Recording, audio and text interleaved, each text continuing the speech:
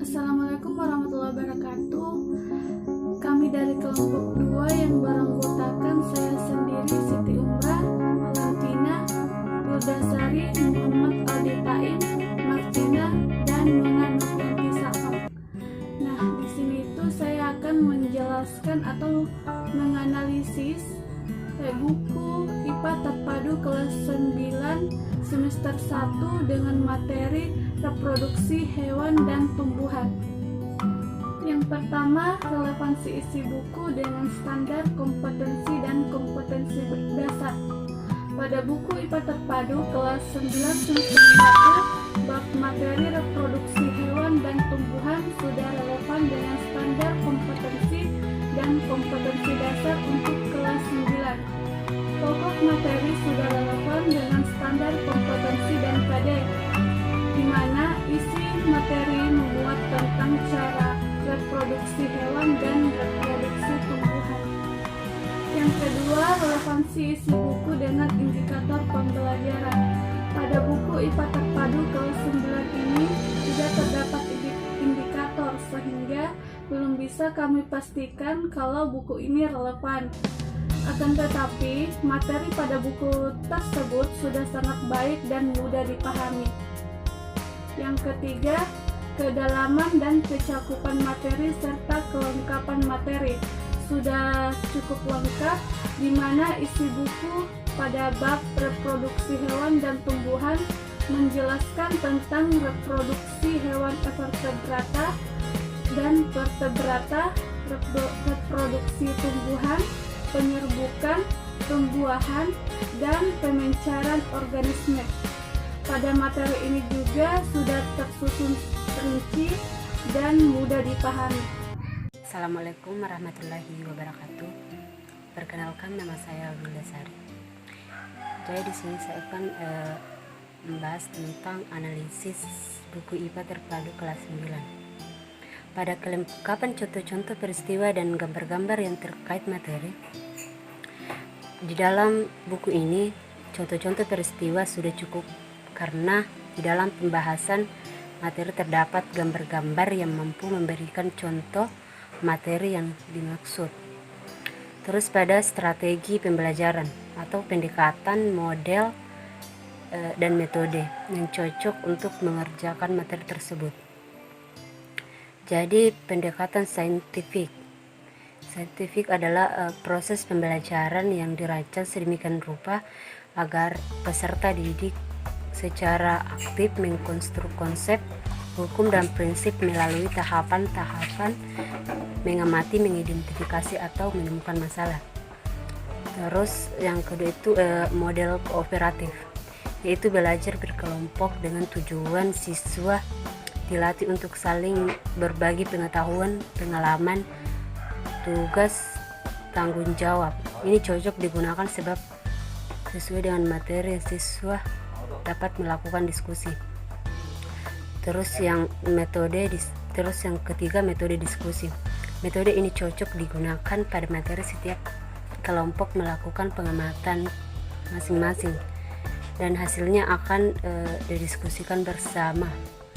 Suatu diskusi dinilai menunjang keaktifan peserta didik.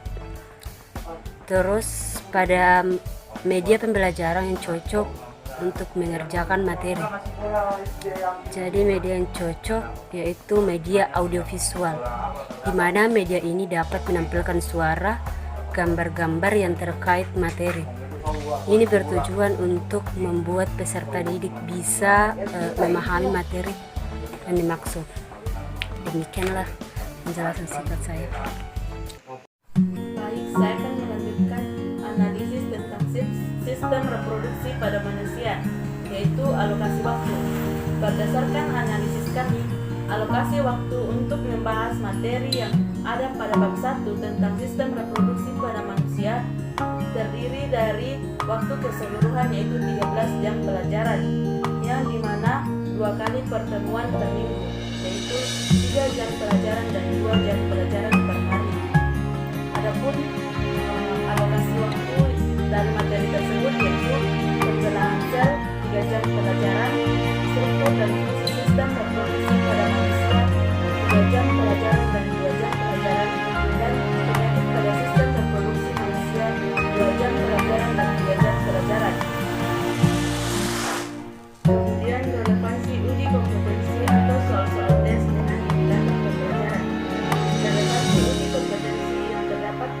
buku tersebut sesuai dengan pemaparan materi ajar yang ada pada buku tersebut, sehingga peserta didik dapat dengan mudah memahami dan menjawab soal uji kompetensi tersebut.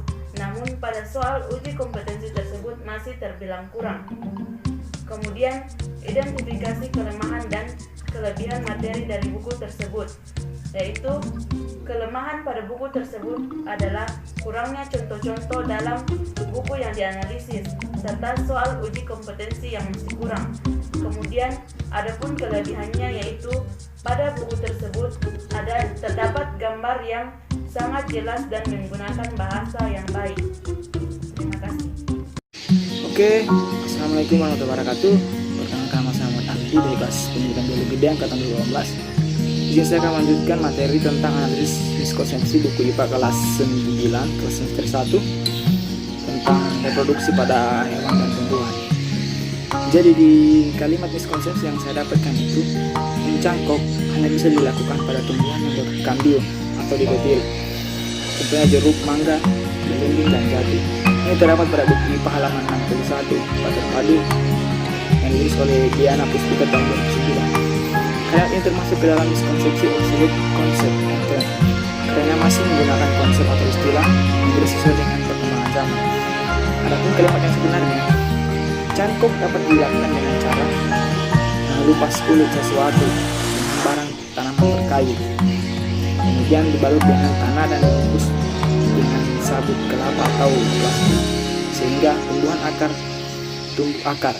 Apabila bagian kulit yang terkelupas setelah tumbuh akar, maka batang dapat dipotong dan ditanami tanah. Tanaman yang dihasilkan dari tanam cangkok memiliki sifat seperti induk dan cepat berbuah.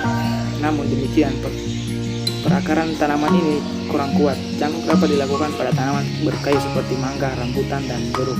Terdapat pada buku Siti Zubaidah IPA halaman 61 tahun 2018. Adapun konsepsi yang kedua yaitu kalimatnya berbunyi merunduk, yaitu membengkokkan cabang atau ranting tanaman ke bawah. Contoh almanda dan apel. IPA terpadu halaman 61 di Puspita tahun 2009. Kalimat ini termasuk ke dalam miskonsepsi obsolete konsep karena masih menggunakan konsep atau istilah yang sudah tidak sesuai dengan perkembangan zaman, dan miskonsepsi oversimplification sebab terlalu menyederhanakan konsep. Kalimat yang sebenarnya yaitu merunduk dapat dilakukan dengan mendiamkan tingkat tangkai tanaman ke tanah sehingga bagian yang tertanam dalam tanah tumbuh akar. Jika akar telah tumbuh, tanaman dapat dipisahkan dari induk. Merunduk dapat dilakukan pada tanaman yang memiliki cabang, batang yang panjang dan lentur, misalnya bunga alamanda. Siti Zubaidah IPA halaman 61 tahun 2018. Kalimat miskonsepsi selanjutnya yaitu stek, yaitu cara memperbanyak tanaman dengan menggunakan potongan-potongan dari bagian tubuh tanaman, baik itu akar, batang, ataupun daun. Contohnya tebu, singkong, dan tanaman bunga. Kalimat ini termasuk ke dalam kalimat miskonsepsi oversimplification karena terlalu menyederhanakan konsep. Kalimat ini juga saya ambil pada buku IPA terpadu halaman 61. Adapun kalimat sebenarnya yang saya ambil pada buku karya Siti Zubaidah buku IPA halaman 61 tahun 2018 yaitu stek merupakan cara perkembangbiakan vegetatif dengan memotong atau memisahkan diri dari induk suatu bagian tanaman dan kemudian ditanam untuk menghasilkan individu baru. Misalnya untuk menanam ketela pohon dapat menggunakan batang atau disebut dengan stek batang. Kalimat miskonsepsi selanjutnya yaitu penyerbukan yang diikuti dengan pembuahan. Terjadi pada tumbuhan berbunga atau antopita atau tumbuhan berbiji atau spermatopita. Alat kelamin jantan berupa benang sari dan alat kelamin betina berupa putik. Kalimat tersebut termasuk ke dalam kalimat miskonsepsi oversimplification karena terlalu menyederhanakan suatu konsep. Kemudian, kalimat sebenarnya yaitu pada tumbuhan, proses fertilisasi atau pembuahan diawali dengan peristiwa polinasi atau penyerbukan. Serbuk sari melekat pada kaki lebah. Saat lebah berpindah, serbuk sari yang melekat pada kaki lebah dapat melekat pada kepala putik. Proses menempelnya serbuk sari ke kepala putik disebut sebagai penyerbukan atau polinasi. Kalimat ini diambil pada buku IPA karya Siti Zubaidah halaman 66 tahun 2018. Kalimat miskonsepsinya yaitu ovovivipar bertelur beranak. Sebenarnya hewan ini bertelur, tetapi embrio berkembang pada saat telur masih berada di dalam tubuh induk betina. Contohnya pada sebagian reptil, kadal, dan ular. Kalimat ini termasuk ke dalam miskonsepsi oversimplification karena terlalu menyederhanakan suatu konsep. Diambil dari buku IPA Terpadu tahun 2009 halaman 67.